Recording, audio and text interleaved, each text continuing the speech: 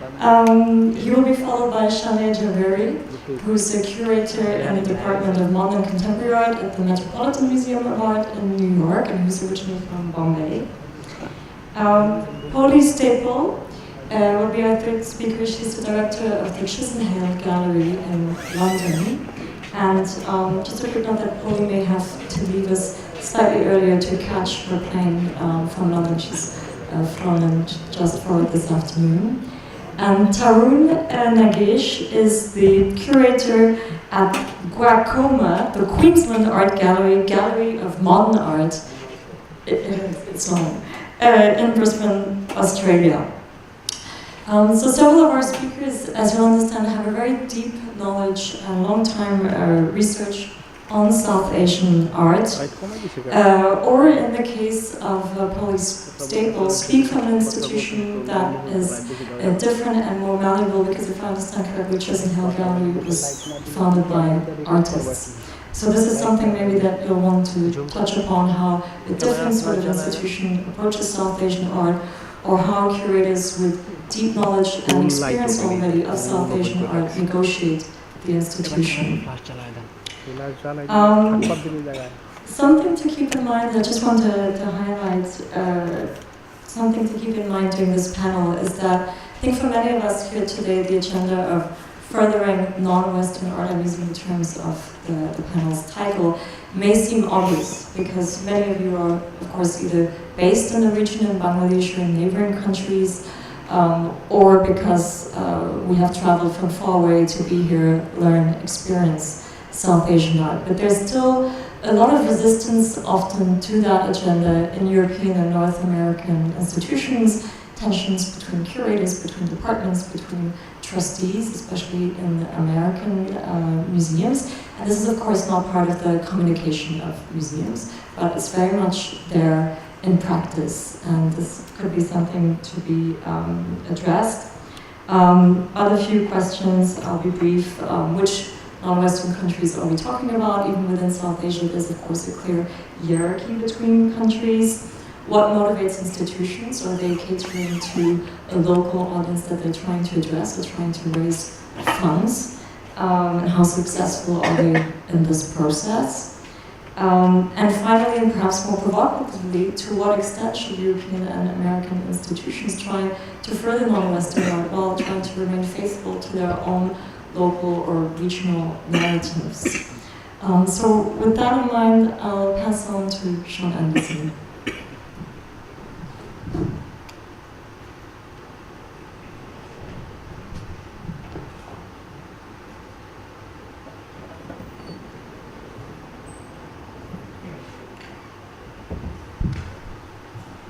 Thank you, Devika. Thank you, Diana, and the Dhaka Art Summit team for the invitation to speak today, and of course to be in Bangladesh and Dhaka is a great treat, leaving freezing New York for the dust of the city. Today, rather than trying to reassess or assess the history of South Asia and Southeast Asia, perhaps, in the Museum of Modern Art, I thought, for a change, I would present an exhibition that my colleagues and I organized 2 years ago that speaks to what we might consider the non-West, to quote the panel's title today. So the first slide, please.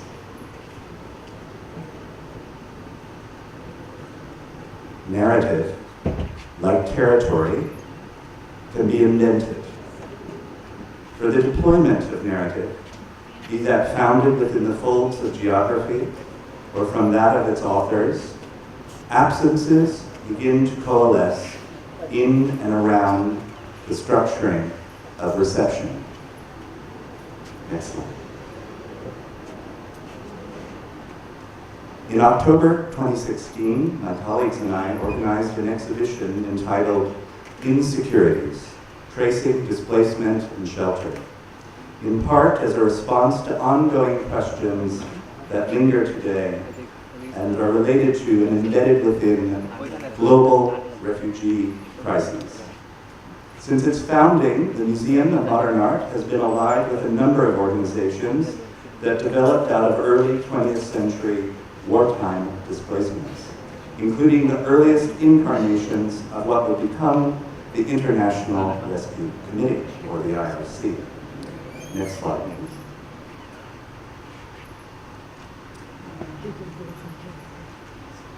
Seems to have skipped a number of slides, right? Conceived around those spaces specific to the merging of humanitarian practices and the often carceral conditions of the refugee, the asylum seeker, the exhibition's ambition was at once to bring together the works of artists as well as architects and designers that had addressed issues of the border, shelter, and proto-urbanisms, while also exploring the means by which these conditions engender the complexities of xenophobia and transnational visual economies. Next slide. At this moment, we, here today, are housed by a country whose cautionary fluid borders, whose constructions of identity, if not nationhood, are inflected by and through the transits of individuals. Migrations remain continuous. Simultaneously, landscape, along with those resources found within it, is as much indemnified by an unstable nature that is swiftly swallowing itself.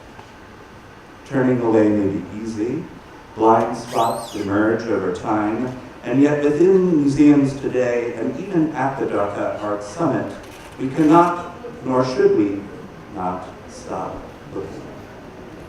Within, there may be no laws. Temporalities are fixed, yet indeterminate.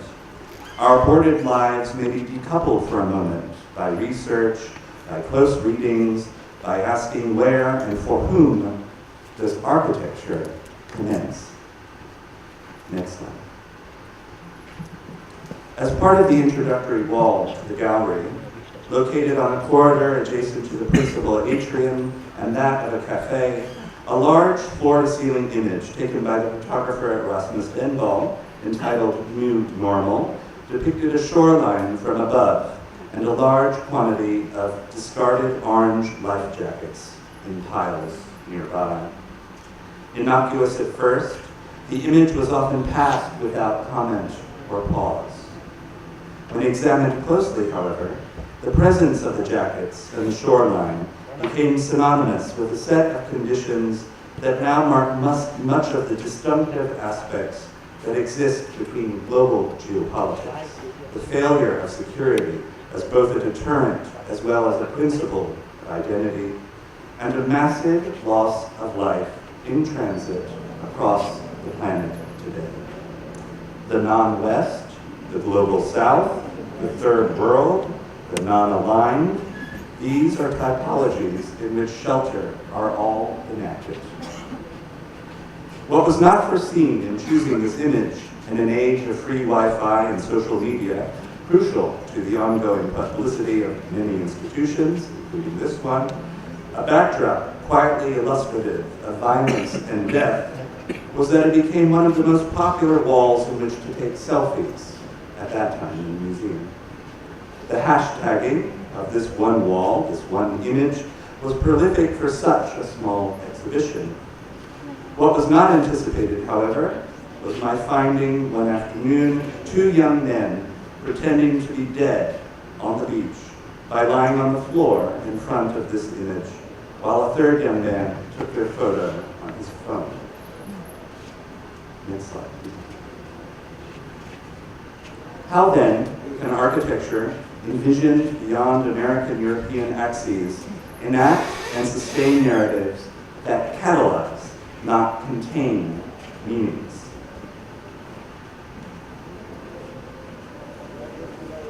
In order for transactions of specificity and engagement with modern and contemporary spaces the world over, it is important to argue for an architecture and an art that is embodied as well as representative. Next slide. That transits, be they meanings or bodies, speak to an occupation inasmuch as those processes that entangle them, both it should be noted, can be undone. Next slide. I'd like to suggest today then that to sustain and intensify discussions of inclusivity from within the institution is reliant on how we may begin to unborder ourselves. Next slide. We must respond to the architecture of those myriad walls, boundaries, and territories that delineate citizenry, the same walls that are being weaponized to enact a critical remaking of the planet at all scales. Next slide. How, and perhaps more importantly, who we see within the institution may serve as the basis for new networks that transgress the rigidity of those structures that aspire to bind, secure, cut across. Next slide. Architecture, like art production, has the capacity to speak across borders. Next slide.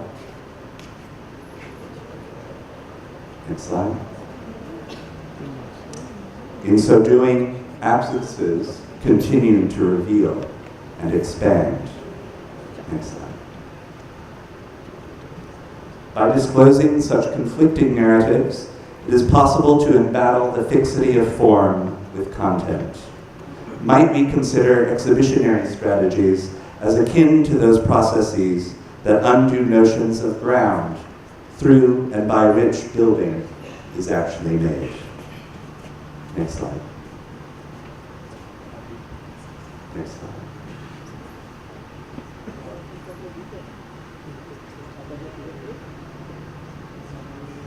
Next slide. Here then, we can begin to recognize, respond to, and transcribe the violence of our own becoming. Thank you.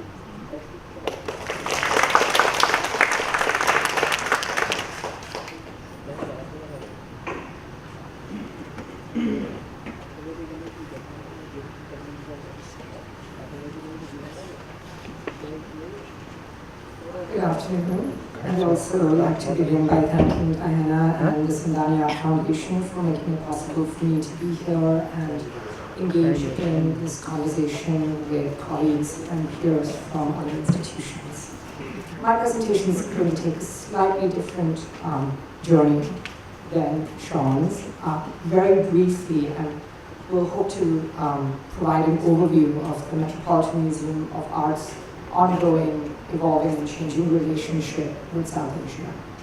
So the Metropolitan Museum of Art was established in 1870 and today comprises of 17 departments and over 2 million works of art.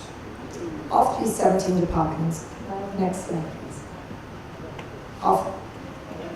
Of the 17 departments, 8 of them actively collect work from South Asia. And these include, and if you could just roll through the next few slides, these are examples from the various departments' holdings. So these include, the departments include photography, the Islamic art department, musical instruments, arms and armor, the Costume Institute, well, and to name a few. Can we actually maybe resize my presentation because the captions are being cut off? Sorry to interrupt, I think it would be useful for people to know.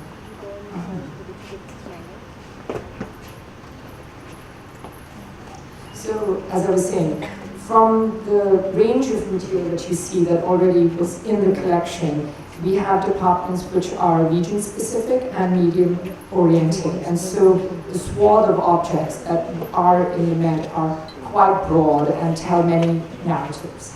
The Modern and Contemporary Art Department, out of which I am based, was instituted in 1967 by Henry Galzar.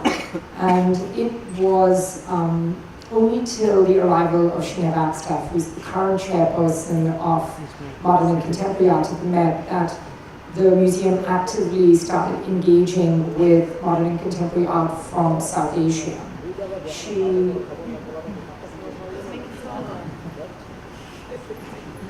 all right. Sorry.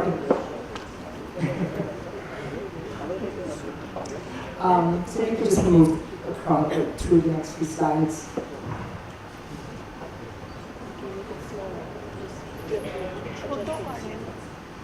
So Sheena established, Sheena joined the department in 2012 and actively started to engage with South Asia and created a position for a curator for South Asian modern and contemporary art, and I'm the first incumbent of that position.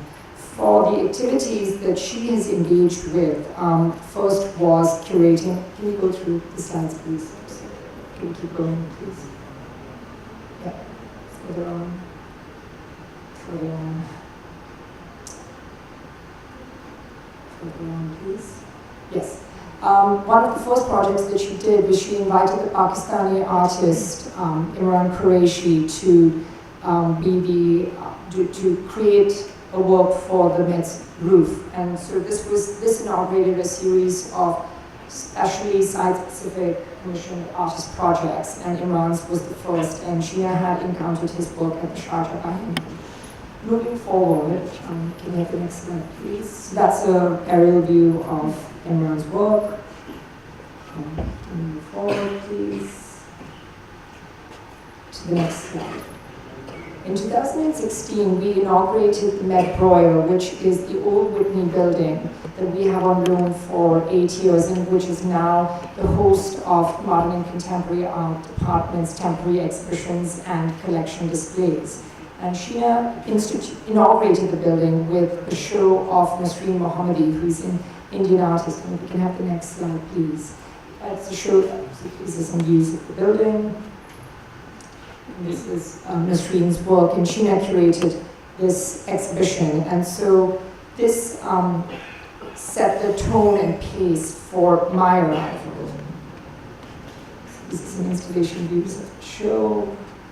Vijay Iyer was an artist in residence and he's a musician of Indian origin. So this is when I arrived. And so what I've tried to kind of lay out for you very succinctly is the museum's historic relationship with the region, Sheena's arrival, and then the kind of activities the modern and contemporary art department was engaging with. And that is not to say that other departments in the museum were not organizing shows. The Department of Photography organized a show of the photographer Vijay Singh, which opened last year. Now for myself, before joining the Met, I was an independent writer, film programmer, and curator. I did my undergraduate work at Brown University and then my PhD. But an ongoing project of mine has been to map a history of cross-cultural exchange between India and the West through film. So this was the first book and project I did, which was to look at European filmmakers who had made films in and about India post-independence. And this was followed by a second book, which had a much more expansive view of a history of exchange between India and the West. And it moved between what I call two tendencies, the macro and the micro. So the micro being interviews and more dedicated appraisals of certain artists' works and bodies of work, and the macro looking at institutional histories and exhibition histories, and Devika was actually a contributor to this book. Can we move to the next slide? I then curated a show at the Palais de Tokyo in Paris, which looked at a history of non-Western women. It looked at a group of non-Western women artists who had spent time in Paris in the early to mid-20th century and investigated the ways they were interacting with a certain kind of prevailing aesthetic, a modernist aesthetic, but also their place within an artistic community and the way they had to kind of present and organize themselves within it. So, and the kind of work that the entire show pivoted around, if we move to the next slide, is this portrait by Amrita Shergill, which is self-portrait Tahitian, which some of you might have seen at the previous edition of Documenta, which closed last year. So as you can see, I was very interested in engaging with the region, but thinking about it within a much broader history of exchange and artistic practices that have crossed geographies and thresholds, and so this notion of the transnational, the cosmopolitan, and how it is oriented and related back to the region or to India specifically, because that was where my focus has been. So if you move to the next slide, please. This last view of the Turkish show, and it had a walk which is actually at the Dhaka summit in Devika, showed the Zarina Hashmi walk. So when I joined the museum, my primary responsibilities were one, to evolve the very modest holdings of South Asian modern and contemporary art, and also to contribute to the ongoing exhibition program. Now, what the opportunity this afforded me was to evolve the collection strategy and to think quite actively about the received art histories that I was familiar with of the region, but also more internationally, and how those could maybe questioned through this process of building a collection for the Metropolitan Museum of Art. And alongside that kind of querying, I had to keep in mind the chronology the museum had established for itself, which it was very comfortable with, and also the historic objects that are in the collection. What I quickly realized while writing the strategy or thinking it through is that when the Met was building its historic collection, the terms of engagement between the museum and the rest of the world were very different. And now in 2018, those do not apply. The Met is arriving to the conversation that's happening in South Asia in a belated fashion, and it has to recognize that and be cognizant of that. And so the way I've gone about evolving the strategy is to think about the collection as one which is necessarily fragmented. So the goal is not to fill gaps or to build what would be a complete encyclopedic collection, but is to think of responses to the gaps in the collection by cohering together or bringing together groups of works and artists that have various kinds of affinities. These could be friendship, it could be aesthetic, it could be political, it could be pedagogical or narrative.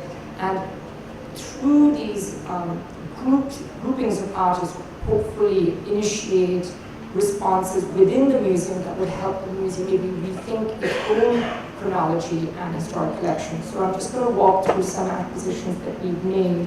So these are works by Zarina Hashmi, a work by Rashida Rain, who has a remarkable site-specific installation outside Shilpakala, Anwar Jalal Shamsa, whose work is part of the Sandhya Foundation.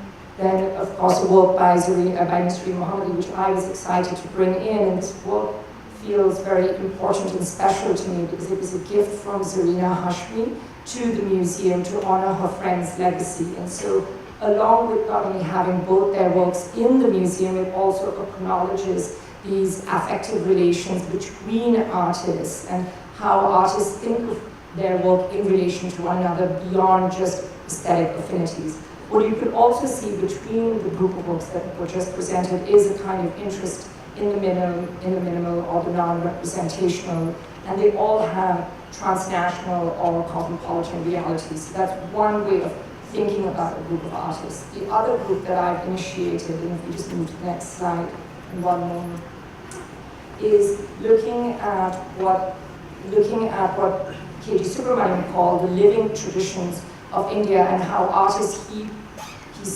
encouraged artists to engage with what he called the living traditions of India. So to think of art and using non-traditional vernacular materials, and also K.G. Subramanian felt like a very pivotal figure because of his own training at Shantiniketan and then his role as a pedagogue at Baroda, so kind of crossing those two educational institutions. He also was extremely influential in engaging with a group of other female artists, three of which are all on display at the summit. And if you move through the slides, please. Mrinali Mukherjee, Sheila Gowda, and Nilima Sheikh, who are all three at the Dhaka Art Summit. So these are some works that have joined the collection as gifts while I've been at the museum. following that, and the last group is to look at contemporary work that's being made in the region that takes on a partisan or has a strong political position, because the museum has to engage with the current realities that the region is facing if it wants to engage with that. And we've added Nalini Malani's large and very moving installation In Search of Vanished Blood to the collection. And just to speak very quickly, alongside the collection building, you've seen slides only works from India and Pakistan. I'm very happy to mention, and Diana has already announced this, that the Sandhya Foundation has promised gifted a work by Rashid Chaudhry that will be on view and will join the Met's collection later this year, and will be the first work of Bangladeshi modern and contemporary art to join the Met's collection.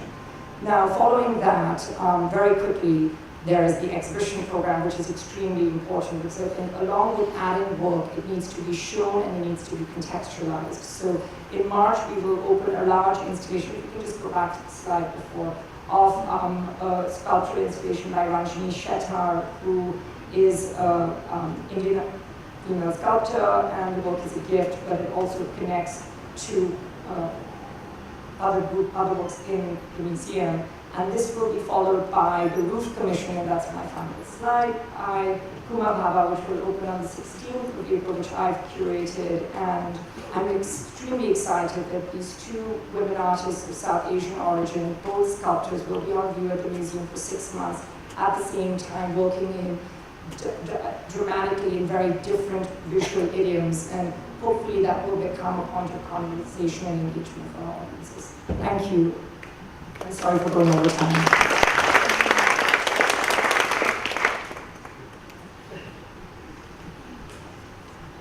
Hello, everyone, and thank you to the Dhaka Art Summit for inviting me to be here.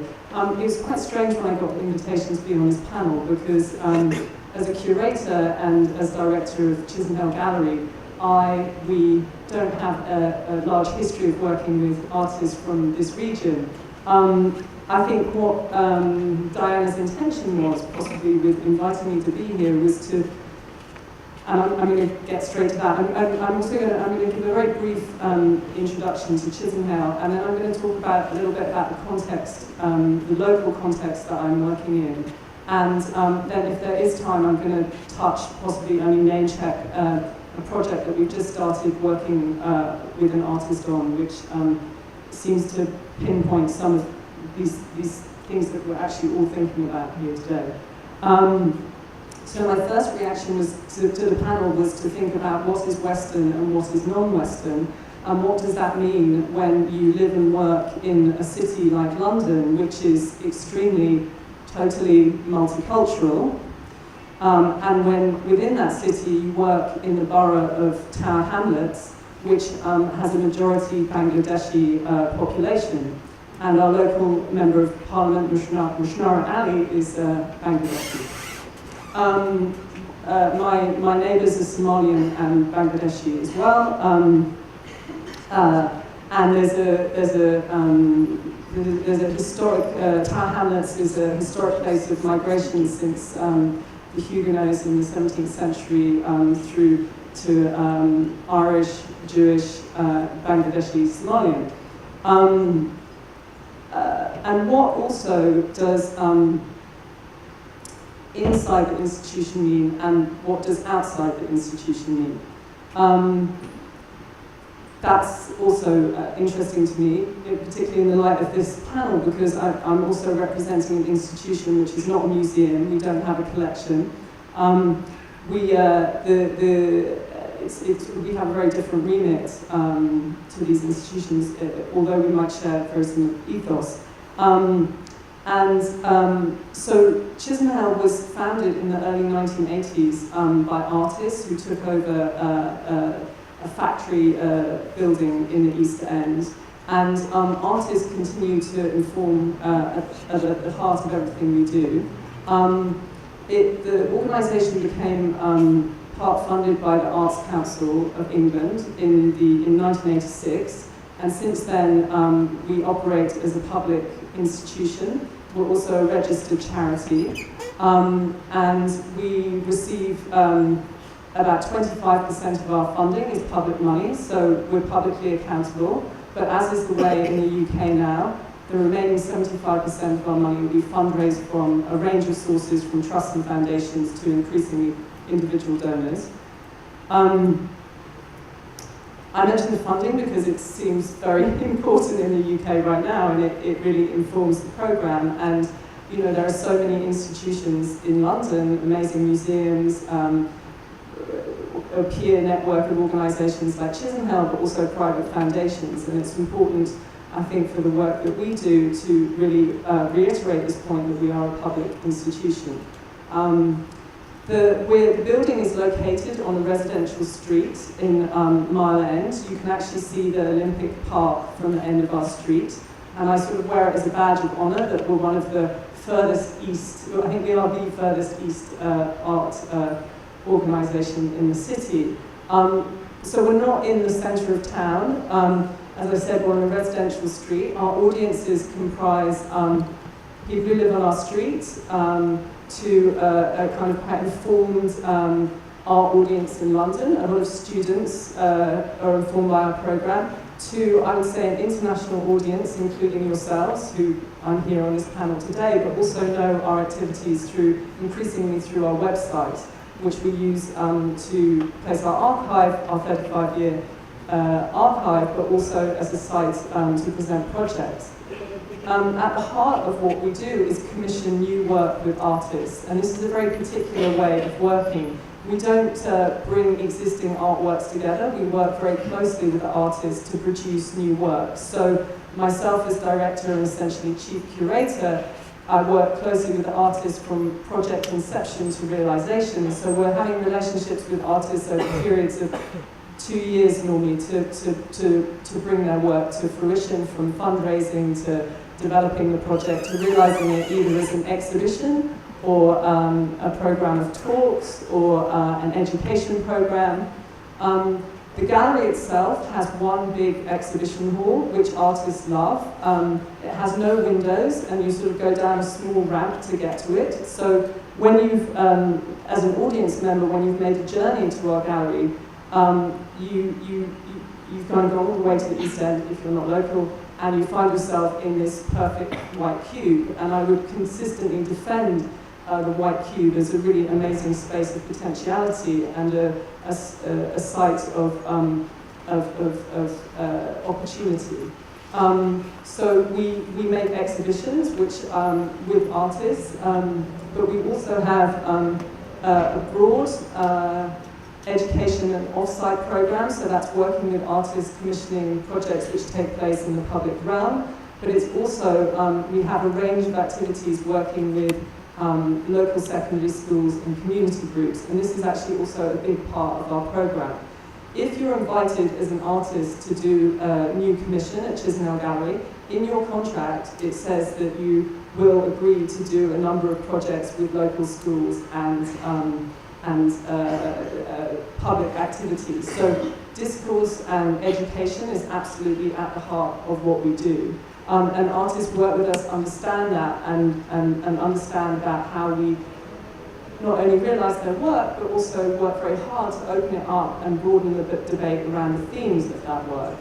I've been director at Chisenhale for 10 years, and part of my work when I started there 10 years ago was we had a staff of 3, and the organisation, although it had this fantastic history, was quite precarious. And so part of my work over the past 10 years has been stabilising the organisation on many fronts. And it was interesting to hear in a panel 2 days ago some individuals talking about institution building as community building, and I really think that's something that I've been doing at the gallery. So we started as staff of 3, we're now a core team of 10, and with invigilators and freelance technicians, we're a team of 25, which is still very small in comparison to my colleagues here, of course. But in terms of a small organisation growing, that's quite a huge development in a period of 10 years. And the ambition of our programme also reflects that. So the program, historically, so when I was a student in the 90s, Chisenhale was the place that you could see shows by artists, first public shows by artists such as Wolfgang Tillmans, Rachel Whiteread, Cornelia Parker, a whole range of artists who became known as YBAs. I sort of stumble over that phrase. But there's also a very interesting history prior to that in the 1980s of artists. In fact, Rashida Reem curated an incredibly important group show at Chisenhale called Essential Black Art. And Lubena Hamid, who is the artist who, I'm talking in very general pinpoint terms, that you might be aware was awarded the Turner Prize last year, did a first solo show at Chisenhale in 1989. During my tenure at the gallery, I've been interested in working with artists pursuing a number of interests, including artists working to explore new technologies, so artists such as Ed Atkins, Camille Henro, Hito Sterol, to name a few, but also artists exploring what could be called the anthropological turn, so artists such as Shamana Mana, Prachaya Fintong, to name a few. And also a consistent theme has been how you encounter the artwork and how you, as an audience member, where is the artwork located and what is your experience as a viewer in terms of encountering art. So I said we have this very classic exhibition hall, but we've used it in a kind of very different ways. We did a project recently, 2 years ago, with an artist called Maria Eichhorn, which actually involved closing the gallery for the duration of her exhibition. We've produced big project films with some like Shamana Mana, which have been shown all over the world. We also, and I mentioned our off-site program as well, of projects in the public realm. All of this material, including audio and video recordings of our talks, are all online. So if you are coming across our organisation for the first time, I really would encourage you to look at the website.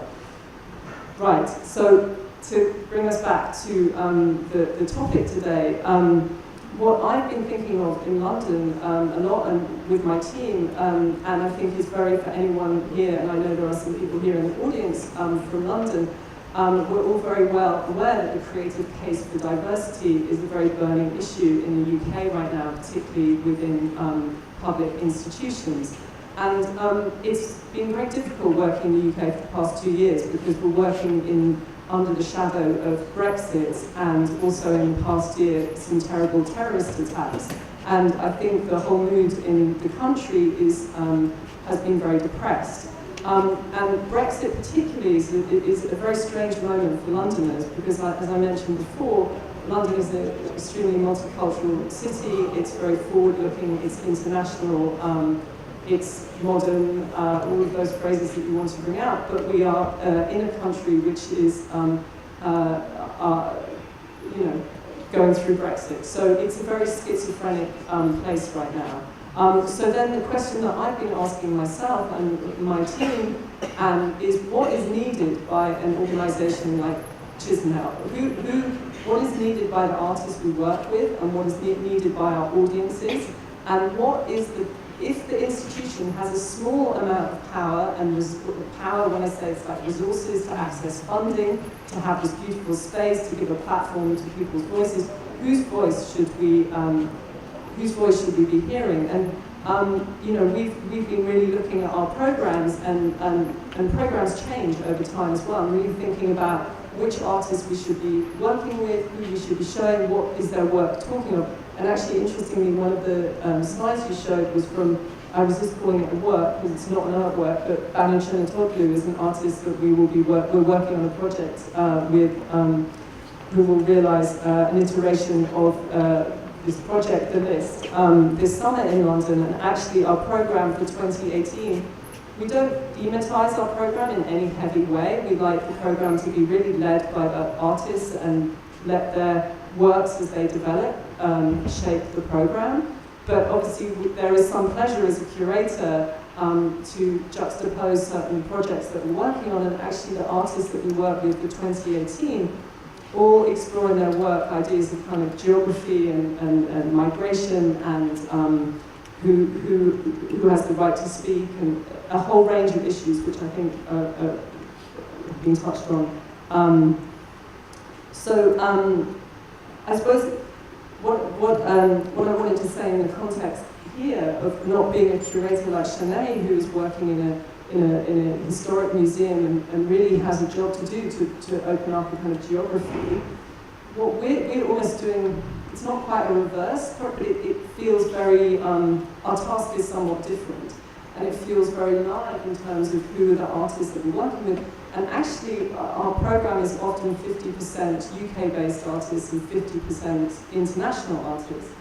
But actually, we've been working with a lot more UK-based artists recently because it felt very urgent for artists in the UK to be given opportunities in a space like Chisenhale, not necessarily the marketplace, or not, artists who have not found their voice yet in other spaces or in bigger institutions, and particularly within this kind of Brexit dynamic, it felt important to really have voices that were not being heard elsewhere. So that's sort of my contribution to the discussion, really, in terms of thinking about how to bring those voices in. And so I just wanted to end by briefly mentioning, and I also don't even want to say too much about it because it's only just started, but we just started working on a project with an artist called Curator, which will come to fruition in 2020. And Imran is a Londoner, and to me he's quite a classic Londoner. He has an Italian mother and Bangladeshi father, and he grew up in South London, but he now lives near Chisenhale town. And actually, the project that Imran is working towards is actually going to be working. He wants to make a really major film project, but it will be working with students from local secondary schools, and will be exploring teenager, this is such a short version of it by the way, but just to leave this as a thought, Imran's concern is how teenagers growing up in town hamlets start to internalize a projected image onto them of Islamophobia. So he's really, what I would say and what I'm interested in, what Imran's going to try and explore in this project is really going to the heart of some very difficult issues in the UK right now, and as an institution I'm very honoured to be able to support him in that project. Thank you.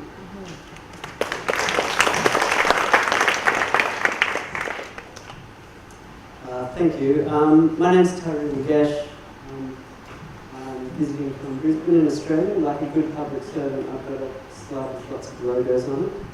I wanted to thank the Samdani Art Foundation and the Dhaka Art Summit also for helping not only on this trip but also helping with a lot of research for Bangladeshi artists and collaborating for our Asia Pacific training coming up. Also want to thank the Australian Council of the Arts as well for enabling this trip. So I've got had a bit of a dodgy stomach, so if I start turning green or I'm a little shaky, I apologise. I was going to talk a little bit about the Asia Pacific Triennial, which we call APT, and kind of focus on the context it evolved from, as well as the effect it's had on one institution, Queensland Art Gallery of Modern Art.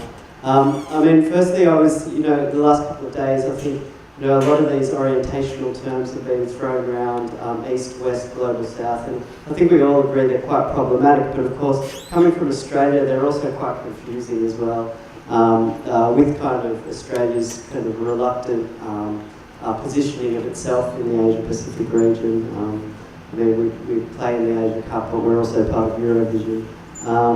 And so, and I do think some of these terms, they do abstract more than they reveal sometimes. So one of the central tenets really of the APT is challenging Western art hegemonies and typologies. I mean, this is a conversation we have a lot now. I can't speak for the history of the APT, it's 25 years old, but I know currently, and I think with those 25 years, I think we probably reflect on more of where it's come from and perhaps those bigger issues. But that's certainly what it means for me working on it. And I just wanted to talk a little bit about the Australian context and us also grappling with Western narratives within Australian art. Just go to the next slide. And one of the first things that I thought about was the fantastic presence of Aboriginal art in Australia, and the way it so often makes us question the role of Western art ideas. And we've got a lot of fabulous Indigenous artists in Australia that really take on those issues in a very kind of forthright way. Similarly, I think we need to acknowledge that, you know, our art and our history in Australia for well over a century has been positioned in relation to Western art narratives. But Australia has experienced its own art history, which is, you know, neither the result of Western art nor inferior to it. And, you know, forms of what we might call modernism and conceptualism, just like other non-Western contexts. And I think, you know, like any movements, non-Western movements like that, if we kind of refuse that, the contextual underpinnings, I mean, it becomes like a bit of a colonial process. It was just making me think, if we just go through the next couple of slides, one of them, the first Australian exhibition in Britain in 50 years, and which was just a couple of years ago, and just the next slide, you know, the critics in the UK, well, a lot of them slammed that show in a very, very similar way that the Bukan show got criticised by Jonathan Jones, which I think probably many of you are familiar with that story. And it did really make me think that, you know, it was a very, very kind of similar criticism. But when we start comparing non-Western art movements to established Western kind of canonical movements, I think it's doing a great injustice to all of it. So if we just flick over to the next slide, and I thought I'd just run through a little bit about the APT and the history, because of course the APT has changed a lot over the years in the geography it looks at, for a whole bunch of reasons, both internally in the institution but also externally. So I was going to flick through a couple, but just a little bit of an introduction about the context it arose from was that it started in 1993, and in Australia, the 90s, under the then Prime Minister, we had a major push for Australia positioning itself within the Asia Pacific. Now, this was really driven by a lot of business and economic relationships in kind of these, you know, being surrounded by booming Asia at the time. But for me, not that it was ever driven by a political policy, but for me, the APT is kind of a cultural manifestation of Australia thinking about itself as part of the Asia Pacific, and an active voice in that. And importantly, Australia has always been part of the APT. And so you know, the works and practices in dialogue. And I think, you know, if you take this strategy to an exhibition, you're kind of implicated in it, in how things are represented as well. And it was originally designed to really bring in specialists and partnerships from across the region throughout the Asia Pacific. At a time that it wasn't really happening in many other places, and I mean, it was acknowledged that the gallery itself didn't have those expertise, so it did really rely on specialists coming from across the region, and became this exchange that I think, you know, has really interesting parallels with the Asian Art Biennale and the Summit as well, at different places and different times. And it became a big performance event and a big conference over the first few iterations as well, just as we're here today participating in another form. I also wanted to mention Indigenous art has always had a kind of a strong representation in APT as well, not only from Australia but from New Zealand and Papua New Guinea, and more recently India and Southeast Asia, and I think that kind of, you know, begins in the APT kind of really looking at, you know, post-colonial ideas, decolonising ideas, and they become kind of central themes to it. So if you'd just like to flick through these next few slides just slowly, I'll just run very quickly through a bit of that history. So the APT started and really only looked at East Asia, Southeast Asia, New Zealand and Papua New Guinea and Australia. And for kind of obvious reasons, East Asia at the time was the big booming art markets, which already had established relationships. Southeast Asia there's obviously that proximity there, and Southeast Asia, well, many countries in Southeast Asia weren't necessarily showing internationalists so much at the time. New Zealand, of course, there's a very strong relationship there, and Papua New Guinea, of course, many Australians being based in Papua New Guinea and its proximity as well. So APT1 was this kind of quite small conception of Asia and the Pacific. In APT2, there's a bunch of stats there as well that you can look through. APT2, South Asia was only introduced in the second APT, so this is 1996. And it really relied on bringing specialists from the region again, including Geeta Kapoor, Jatindra Jain, and later, Salam Hashmi, people like this that really began building networks and access to artists at the time. And in the first exhibition was based around, it was exhibited, displayed by country, and by the second exhibition they'd already decided that, no, this isn't the way to approach this, and we should be looking at links between works and practices from different places. In APT3, Pakistan and Sri Lanka were introduced as well, and Pakistan's had quite a prominent position in APTs ever since. And then coming to APT 4 and 5, so this is 2002 and 2006, there was a bit of a change to the model, and this was essentially around a funding model which had wavered from the government, and the institution took kind of control of the Asia Pacific Triennial. But I think it was only able to do that because of the networks and that it had established over those preceding 10 years. It also started showing some of the pioneering modernist and conceptual artists around this time, and really built a collection around that. And really acknowledging contribution of pioneering artists of the region in the local context, but also in the global context. These include Nasreen Mohammadi, David Nadal, Lynn Lai, Namjoon Paikya, Yoko Sama, people like that. And really from then on, had a kind of a strong sense of the diaspora as well, and acknowledging that the people in this region do move as well. And so by APT6, so we're in 2009, was the first representation of Iran, and this really became a precedent for looking at kind of Central and West Asia and the Middle East as well, kind of moving out in that direction. As well as continuing to introduce countries in Southeast Asia, so Myanmar and Cambodia were only introduced in APT6 as well. And if we get to APT7,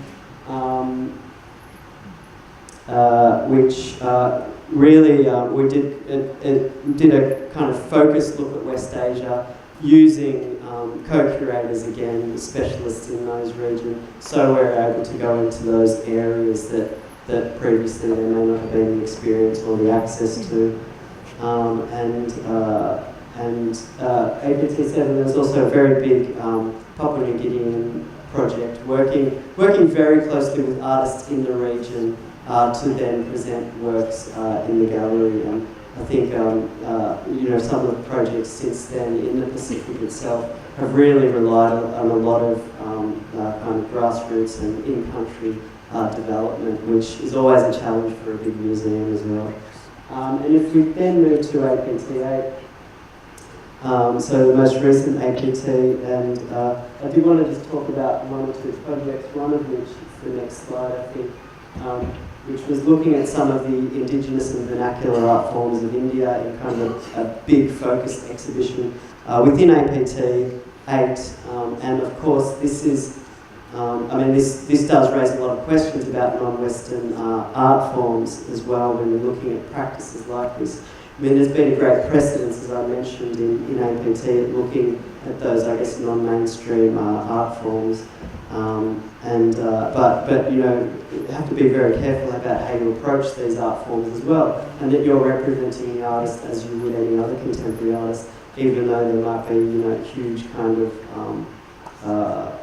huge, they may be in very regional places speaking different languages, not necessarily in what is seen as the mainstream art market.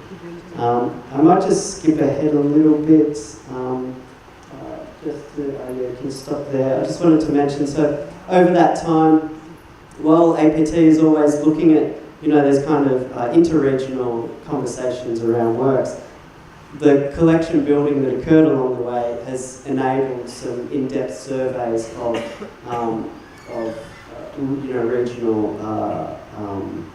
regional art, kind of contemporary art developments, including big projects for China, and the next one I think is a big Japanese exhibition we've done. We've also done a big New Zealand project, and more recently, just here as an exhibition just a couple of years ago called Number One Neighbour, which was a huge focus on Papua New Guinea. And these exhibitions are using the collections we've built, but then being able to kind of fill some gaps and create very, very strong holdings. I better just rush through a little bit. Just mentioning a couple of other exhibitions that include partnerships with other museums in the region. So again, really looking at Australia as an active partner in them. And just on some of our collections displays, if you want to, just the next one. Even our Australian art collection galleries, which that gallery, sorry, just the one before, that gallery looking at abstraction in Australia, contextualised with Li Yufan and Irene Chu, our Hong Kong Australian artist. And I might just switch through one or two more. Perhaps might end with just the next one. So these are two big exhibitions on at the moment. Mine is Yo-Yo Kusama, and mine is Gerhard Richter. Artists of similar ages, one of the most important artists in Europe, one of the most important artists in Asia. But you can see, trying to illustrate the queue to get into Yo-Yo Kusama, and Gerhard Richter's been one of the quietest ticketed exhibitions we've ever had. So I think that says a lot for our audiences as well. That over time that has built an audience that really is used to seeing artworks from non-Western countries and embraces them. I also just want to very briefly mention that, of course, Queensland Art Gallery isn't the only institution doing this in Australia, and I think there are many other institutions that have a great sense of that. Well, not being all of them, but some examples are Gallery 4A in Sydney, which was really set up with a bunch of Asian Australian artists kind of steering it and creating a place for themselves. Sorry, I might leave it there actually. Thanks, Tarun. A lot of things were said, but we can return to afterwards. There's one slide, so I'm just conscious of time. It's always scheduled questions to leave us very briefly.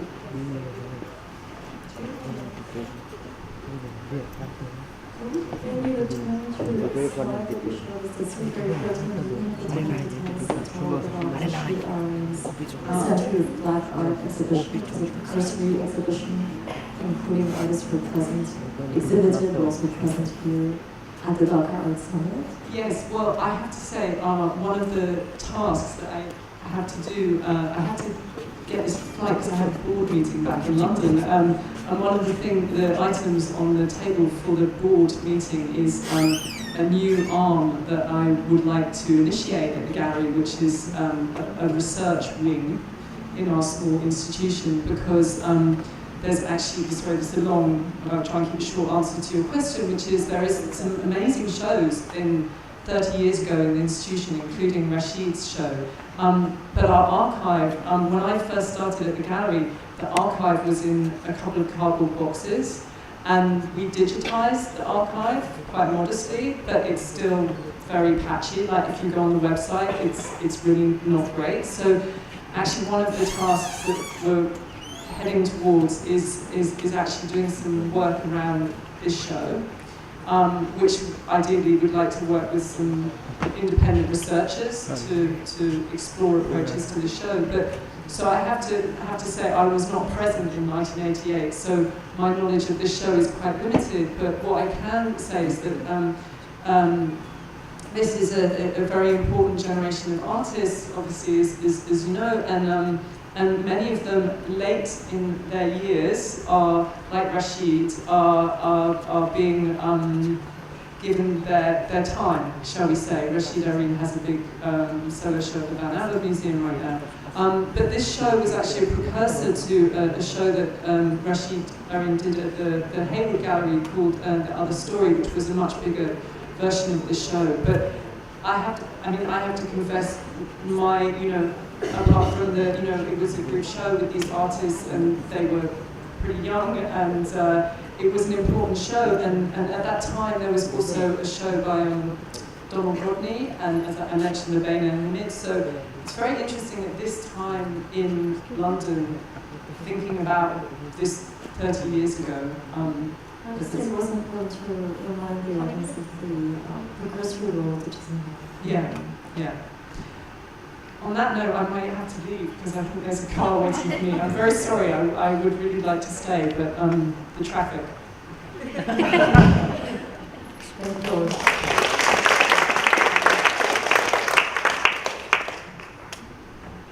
So I just want to return to what you were saying. You were cut short a little bit at the end, because you said many, I think, very similar provocative things that can help us think through the definition of what non-Western art is.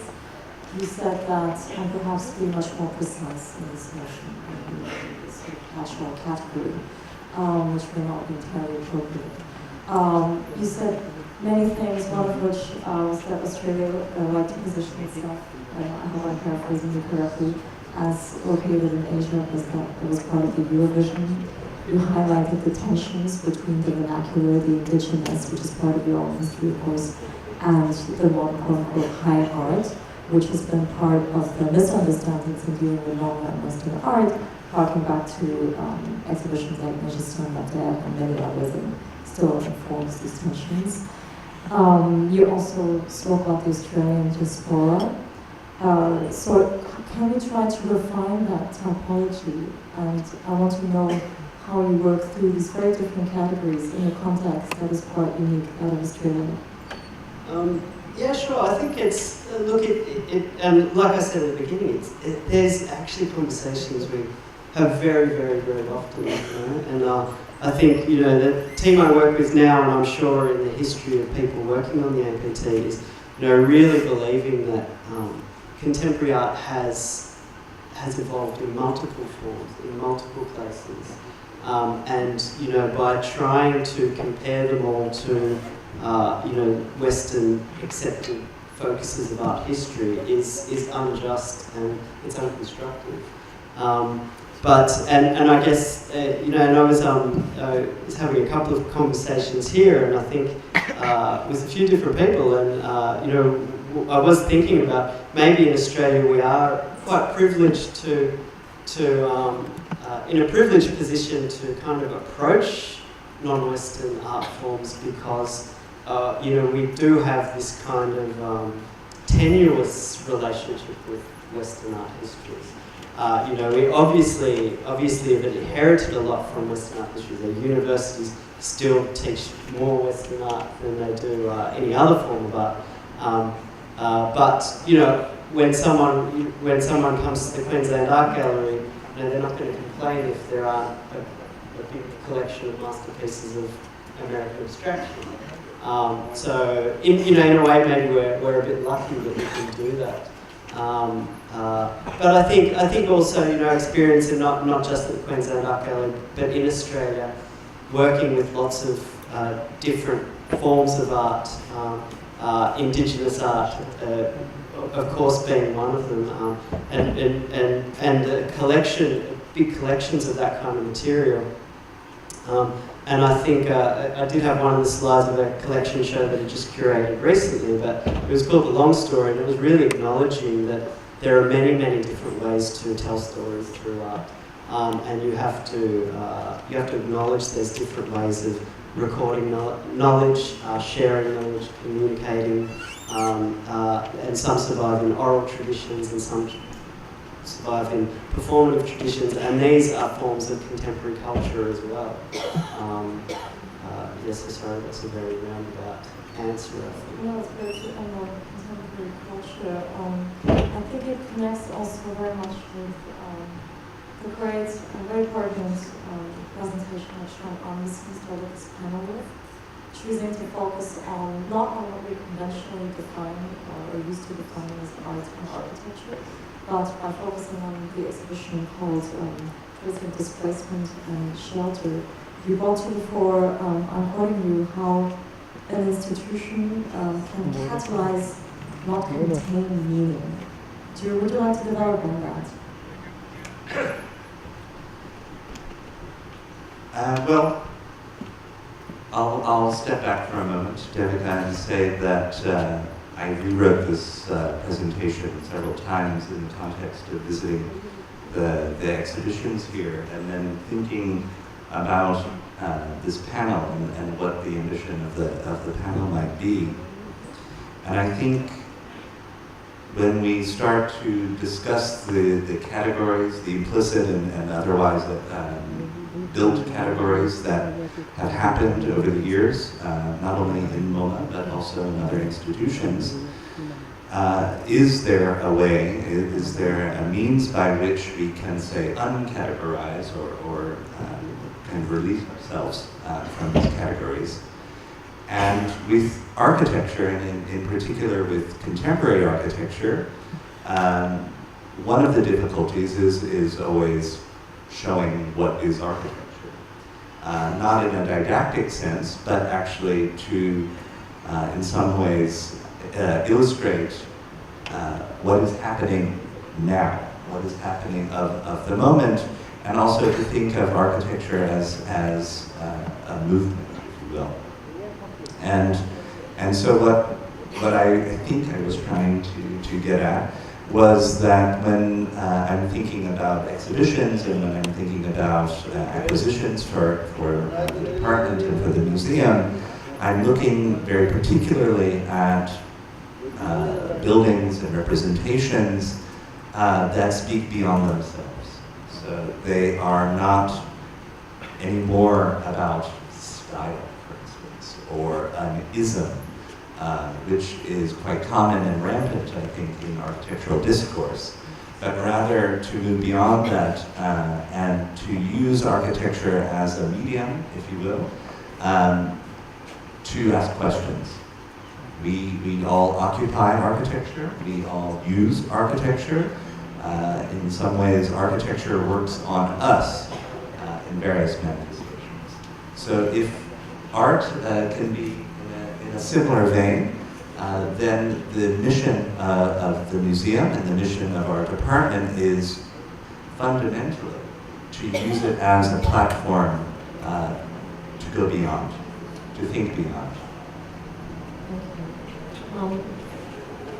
Shanay, I'm going through my mind some of the images that you showed us that seem to be much more object-based, object-oriented.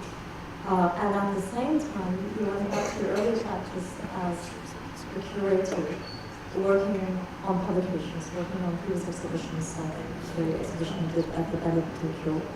Can you tell us about how you're accompanying artists into the meta connection and how that is really part of the larger process of yours, and not just a story of picking objects, and very much part in a different way, but of a similar complex dynamic that Shanay outlined? I think to answer your question, for me, and as I mentioned very briefly, to use the task of collection building for the institution as one to galvanize a production of knowledge and questioning, and one that is organized around my own scholarly inclinations and interests, then also to keep that aside and to think more broadly about the questions that are being asked within the discipline as well. And I think keeping an eye on both is essential. So the choices are, as I hoped to have articulated, are not chosen just because they fill a gap or they look visually resonant, or there's a visual morphology between Western artists and South Asian artists, but in fact, there is other contexts that synergize the relationship between these works and these artists, and that they exist in that conversation amongst themselves, and that becomes its own conversation within the chronology of Met, and if that's disruptive, interventionist, however we want to term it. I don't think we even arrived at the right kind of terminology, vocabulary to define this, because it's still a very nascent process. It's one that I'm discovering and learning through as well. It's only been 1.5 years, and the challenge that I faced is wanting to do things very quickly and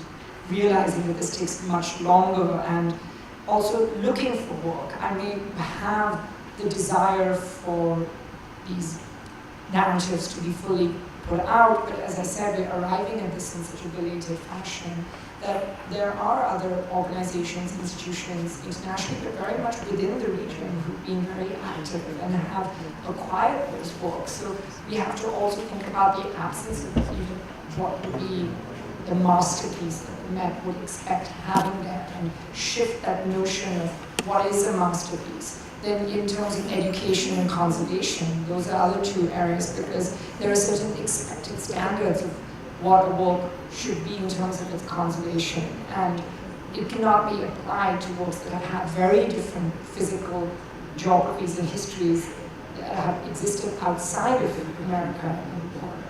So I think those are also things that are coming into the exchange for me and informing the choices and the conversation I'm having as well. Thank you. I'm conscious of time, but I'm also conscious that we're starting a little bit late, so I would like to open to the floor. And if I can just ask you to please keep your questions brief. Please. Gotcha.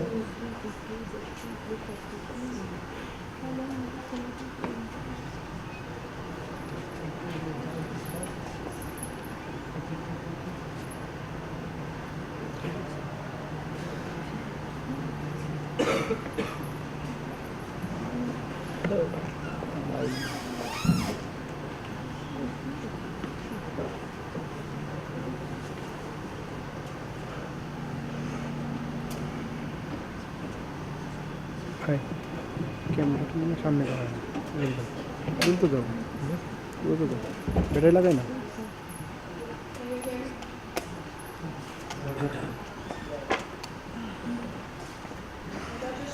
I'll try to repeat your question. I'm just very conscious of how important terms and words are in terms of the agency that they can create. So I'm asking a very basic question, which is why is this panel called Furthering Non-Western Narratives?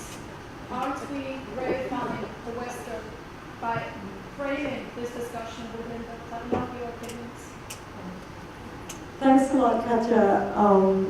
I'll speak for myself and I'll let the other panelists speak. We were invited to be part of a panel whose title was already set. I was asked to chair that panel. Shanay and Shanay, Jhaveri, and Nagesh were asked to speak on that panel. So without debunking the title that we inherited, I think each of us has used other terms, and I don't remember any of us really using the term non-Western, except perhaps just repeated the title of that panel. And Tarun and Nagesh had a much more refined typology. So did Sean Anderson, who stepped out of the non-Western, but also out of art, which is the other version that we used to hear back. And so did Shanay Jhaveri. So you're spot on, and I agree with you entirely about the slightly inappropriateness perhaps of that term. Now my panelists develop on that. Yeah, I think you're absolutely right. I was actually attempting to hopefully disrupt that a bit by introducing this fact that we have to question Western narratives within Australian art before we start looking at other non-Western art movements. But I think you're very right, and I think it also kind of begs a question about if we are looking at non-Western narratives, who are we writing them, who's writing them, and who are we writing them for? It seems futile if it's only developing these non-Western narratives, if they're to go back to the centre to be looked at. I think one of the things I was going to continue talking about, but I went on for a bit too long, was I think there's really important, there has to be really important interregional exchange as well, and that it's not just it's not just speaking back to the centre, and that this art discourse has to evolve in those regions themselves as well, and in exchange with their neighbours, but also be part of global discourse as well. Well, I would agree as well, and Devika's spot on in the sense that when you are, in a way, given a fairly ambiguous, sorry, whoever wrote the description, but a fairly ambiguous space in which to insert or react to a set of questions that I would argue all of us, not only on the stage, but all of you here in the audience are constantly responding to. And it's important then to think through those terms and to think through meaning on a much larger scale, but also coming down to the individual, say, individual artist or the individual work. So the three terms, if you will, furthering, meaning going beyond, non-Western, I think we all would share in a discussion of what that actually means in the 21st century, in 2018, because I can think of many examples in which the West and the non-West are so blurred that there isn't such a thing anymore. But then narrative, that we as curators, as professionals, as artists, are all always embodied and represented by narratives that are our own and others. And so the museum becomes that space for dissecting, if not building upon new narratives. Hi, I have a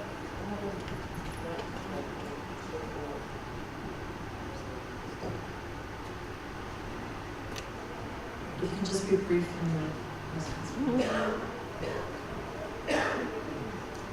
I mean, maybe I could project my voice. So, I'm kind of following on just briefly from Katya's comments in terms of this title, but I'm going to kind of talk about it from the perspective of artists. I'm Angelica, I'm part of the Auditorium group with QAGOMA. We're also curators, by the way, we're on a platform in London called the Auditorium Collective. But what I wanted to talk about was the fact that it took a long time in Britain for Black and Asians to get into collections, and this question of what was a British artist to be kind of expanded. I'd still say that is complicated.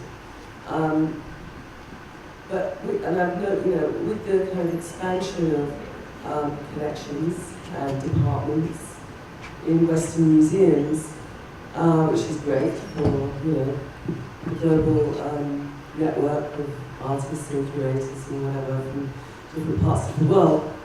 Within all of that, diaspora are kind of not really, acknowledged. And like Polly said, London, she lives in a multicultural city, where the questions of what the history of multiculturalism is in a city like London or a city like New York, or in other cities in Europe which have probably, there is no effort being made at all to complicate, notions of Frenchness or notions of Germanness in collections in those museums. So Britain is somewhere where we've got so far with artists of colour being an institute, being kind of included in collections, that I think museums, to be honest, are completely confused around. Sorry to cut you off. Could you just move to the question part of your very long and complex and fascinating comment? But I'm getting loads of signs from the organizers, which we can't see behind you. And I just want to take a third question afterwards. Okay, it isn't really fascinating, it's just a fact. But this is just to ask the panel what they think. Shall we leave that and move to, we'll do a round together. We'll group this with one question, another question from the audience. The gentleman over there. Can you just raise your voice up? You pointed out the three terms. I think the fourth one is the Singh. And I think that is where the kind of contradiction is somewhat irreconcilable. Institutions are always struggling for narrative. I don't think they're further, they're just trying to accommodate with changing reality because people bring those narratives.